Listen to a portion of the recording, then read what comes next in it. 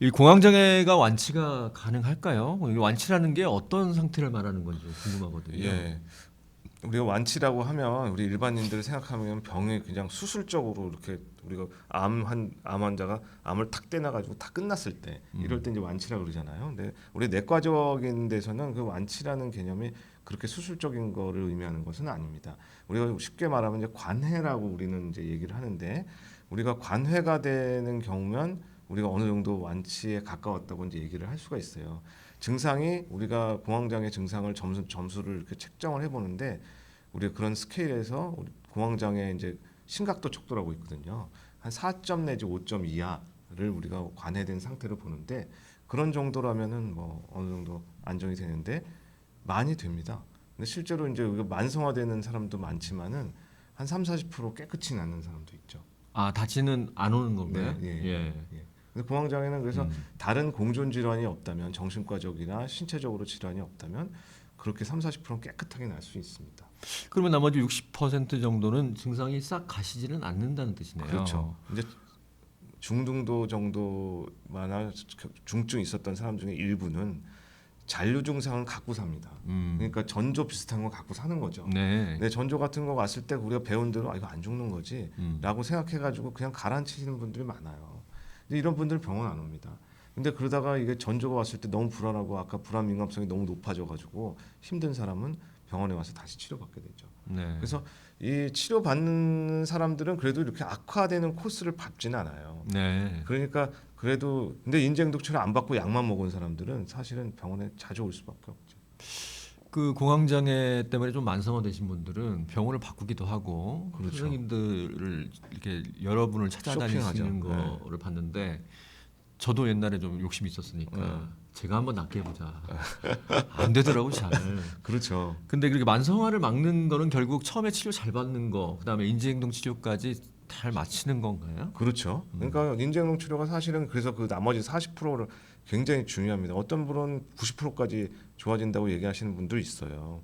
예방하는 걸 나중에 인지행동 치료에 배우거든요. 뭐 카페인 같은 게 사실은 이게 실제 심장이 뛰니까 우리가 우리나라 사람 커피 제일 많이 먹지 않습니까? 커피 같은 거 좀 제한하라. 그 다음에 뭐 녹차도 뭐 카페인 같은 거 이렇게 조금 좀 조심해라. 근데 뭐차 같은 정도는 사실 큰 문제 되지 않습니다. 스트롱 아주 센 카페인을 먹을 경우 문제되는 경우 많고 술이 나빠요. 술을 먹으면 다음 날 사실은 술이 이 불안을 벤조다이제핀 그 약물하고 비슷한 성분을 갖고 있지 않습니까? 그러니까 먹었을 때 그냥 불안이 확 가시고 기분이 확 좋아져요. 이 공황장애 있는 불안증 있는 사람들은 그래서 밤에 집에 가가지고 맥주 한 잔 딱 먹는 걸 너무 좋아합니다. 그래가지고 그거를 먹고 나면 개운하고 기분 너무 좋게 잠도 오고. 근데 사실은 그게 문제가 술이 깊은 잠을 방해하지 않습니까? 그러니까 아침에 일어나가지고는 좀 불안하고 약간 컨디션이 안 좋다 이거죠. 그러다 보면 전조까지 되는 거예요. 발작이 오게 되고 이런 경우가 있어서 술, 카페인, 잠 이 세 가지를 제일 강조해서 예방하는 전략 중 하나죠. 특히 이제 마음 챙김 명상이라는 얘기를 요새 많이 하더라고요. 이 스트레스 관리에 굉장히 적당히 그렇죠. 도움이 될 것 예. 같은데 공황장애 예방에는 어떻습니까? 예, 이것도 꽤 효과 있는 걸로 나타나고 있습니다. 이게 원래는 이제 우울 장애에서 재발 방지에 지금은 최고의 치료 중 하나예요. 인지행동 치료 중에서. 근데 그래서 그 모든 교과서가 그걸로 바뀌었거든요. 근데 공황장애도 뭐 우울증의 사촌이니까 사실은 비슷한 효과가 있게 되죠. 환자들들 제가 많이 가르쳐 봤는데 이 재발 예방에는 굉장히 좋은 효과가 있고 딴 거보다 이게 스트레스를 조절하는 효과가 있어요. 인생에 대해서 이렇게 바라보는 시각이 바뀌거든요. 아, 이건 어떻게 하는 건가요? 핵심이 뭔가요? 핵심은 현재 일어나고 있는 거에 아까 그라운딩 요법과 비슷해요. 현재 일어나고 있는 거를 집중하고 알아차리는 겁니다. 이게 근데 현재 일어나는 뭐냐? 현재 순간순간에 일어나는 것도 우리가 지금 예를 들어 오감에 관련된 보는 거, 듣기 예를 들어 가지고 산에 가 가지고 우리가 눈 감고 있으면은 이렇게 바람이 불어 가지고 이 나뭇잎들이 부딪히는 소리 같은 게 들리지 않습니까? 그럼 눈 감으면서 소리에 지금 현재 나는 소리에 집중하는 거예요.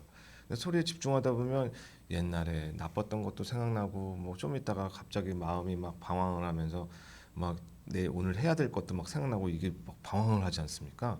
그럴 때 그런 생각들을 좀 알아차리고 다시 그 소리에 집중하는 거예요. 그래서 소리에 집중을 계속 하다 보면 집중력도 좋아지고 지나간 생각 같은 것 별로 안 하게 되고 미래에 앞서서 걱정하는 것도 생각 잘로 안 하게 되니까 자율신경계가 이렇게 안정화되는 그 효과가 있는 거죠.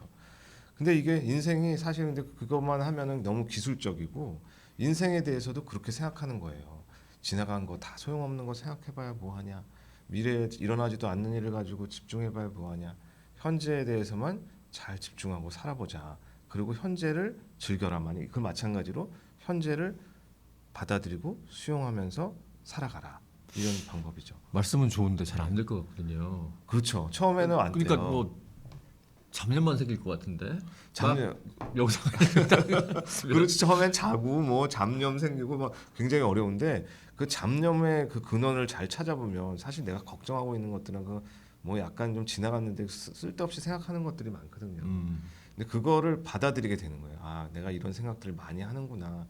그걸 받아들이고 그 내가 원래 이런 생각들 때문에 노예가 많이 됐었구나라는 것도 알아차리면서 본인이 원하는 대로 살아가는 법을 배워요. 그다음부터 정신과랑 비슷해요. 자기가 가치 있는 거, 자기가 뭔가 좋아하는 거 위주로 살게 하고 거기에 대해서 같이 이렇게 실천을 하고 이렇게 하는 식으로 바뀌어요.